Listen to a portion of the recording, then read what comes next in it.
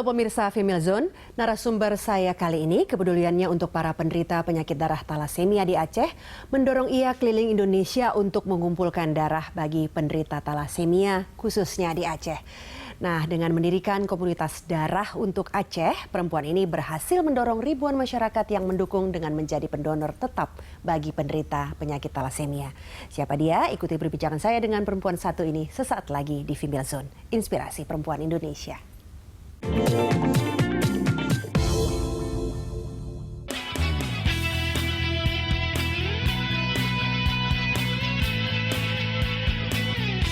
Aceh merupakan salah satu provinsi dengan jumlah penderita talasemia tinggi di pojok barat Indonesia. Tahun 2000 saja, prevalensinya mencapai 13,8%.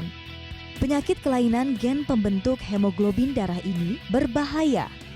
Penderita harus melakukan transfusi darah seumur hidup.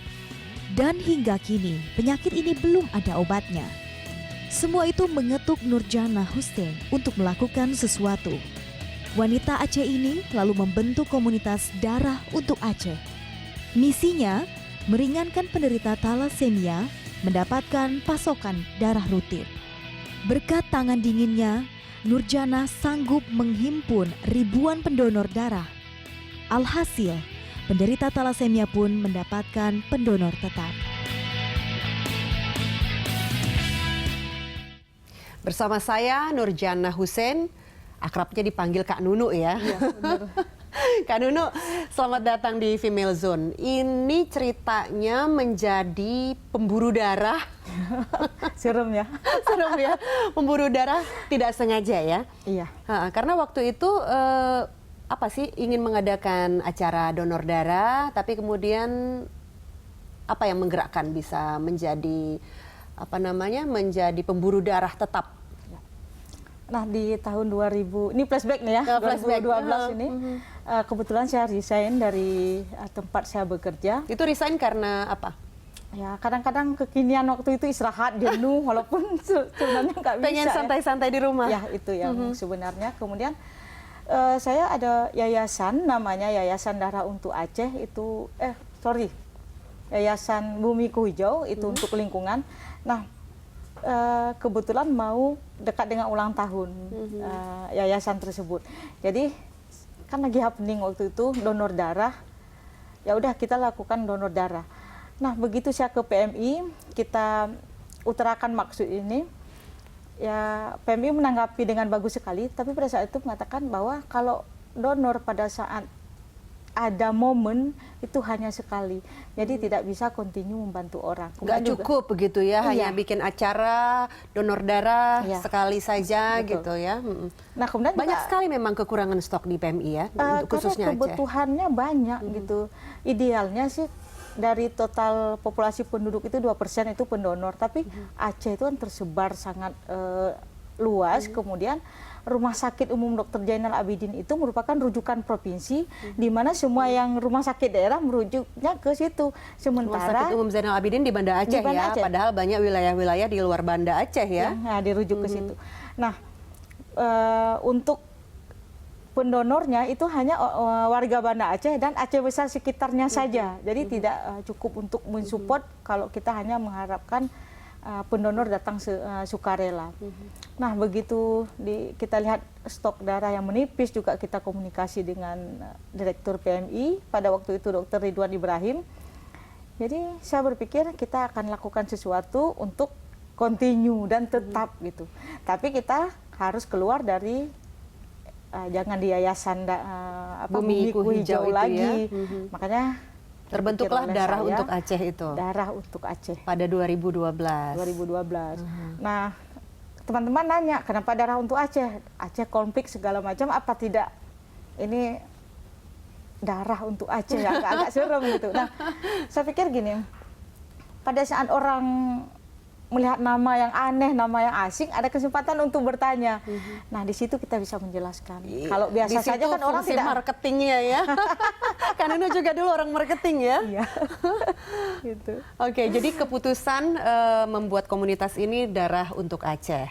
Nah, terus kemudian Kak Nunu dan teman-teman ini berburu darah itu ke wilayah-wilayah di luar Banda Aceh. Nah, kemana saja sih pada saat ruangnya? itu begini, pada saat itu kita ini belum tahu talasemia, kita hanya tahu mau donor darah. Nah, dari diskusi itu ada kebutuhan darah khusus namanya talasemia. Saya pun masih awam talasemia, cuman karena kita mau donor, ya udah talasemia oke, gitu. Nggak terpikir seperti apa, pokoknya kita donor untuk talasemia secara kontinu setiap 3 bulan dan kita komit. Gitu. Bulan pertama kita donor, semua diajak donor, tidak cukup. Karena mereka waktu itu baru 97 pasien yang berobat ke Rumah Sakit Dr. Jainal Abidin Banda Aceh. Ternyata bulan depan datang lagi, Akhirnya banyak sekali Banyak penderita sekali. talasemia yang dirujuk ke Iya. Rumah Sakit Umum Zainal Abidin Betul. itu. Sampai ratusan katanya kan. Iya, ya? ini sekarang lebih kurang 300 di satu rumah sakit. Bayangkan mereka kebutuhan darah rata-rata 3 kantong per bulan. 3 kantong per bulan untuk satu pasien. Satu pasien. Nah, salah satu program Kak Nunu adalah 10 for 1 talasemia. Betul. Itu artinya 10 pendonor Untuk mendampingi satu anak. untuk mendampingi satu penderita Iya, talasemia. satu gitu. penderita. Segitu banyaknya kebutuhan akan darah ya buat penderita talasemia berarti. Betul, Mbak.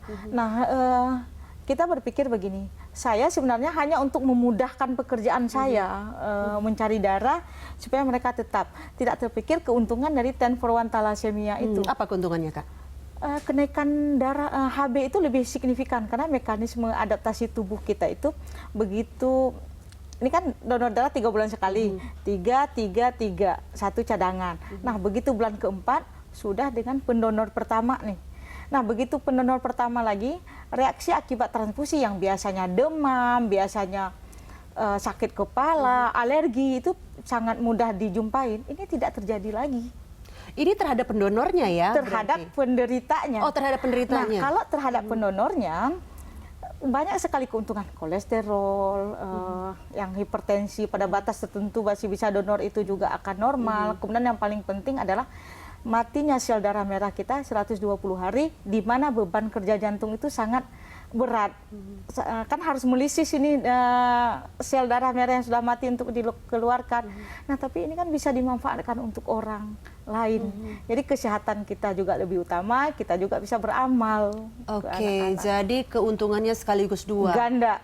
Ganda ya. Nah, Kak Nunu juga sempat mengampanyekan slogan mendonor darah adalah untuk keselamatan nyawamu sendiri, Iya, gitu ya. iya, Kayak betul. itu karena itu artinya ya bahwa dengan mendonorkan darah kita bisa lebih sehat ya. Betul.